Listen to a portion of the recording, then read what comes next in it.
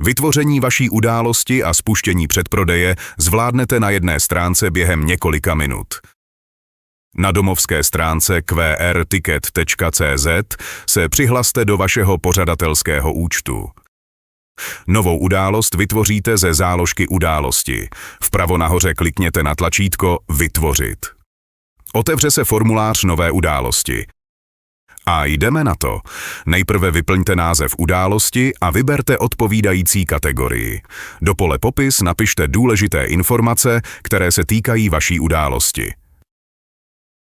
Informace o pořadateli se dotahují z vašeho pořadatelského účtu, ale můžete je upravit. Následně vyplňte název místa, kde se vaše událost koná. Pak vyhledejte místo a zobrazte ho na mapě. Pomůže vám s tím náš našeptávač. V další části nastavte datum a čas konání události. Zde nastavíte také období prodeje. Vstupenky můžete začít prodávat ihned po zveřejnění události, nebo si můžete nastavit jiný termín. Nyní můžeme přistoupit k vytvoření samotných vstupenek. Pro začátek si ukážeme variantu stání nebo nečíslovaná sezení. Nejprve vytvoříme cenovou kategorii. Klikněte na tlačítko Vytvořit. Vybrat si můžete z několika typů vstupenek. Cena může být konstantní nebo intervalová. Nastavení intervalové ceny se budeme věnovat v samostatném videu.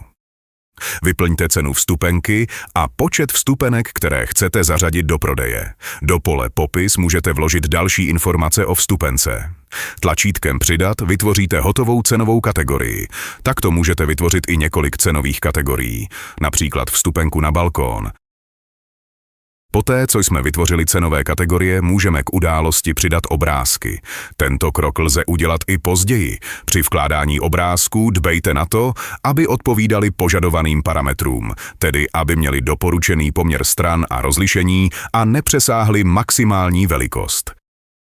Nakonec můžete vložit odkazy na sociální sítě.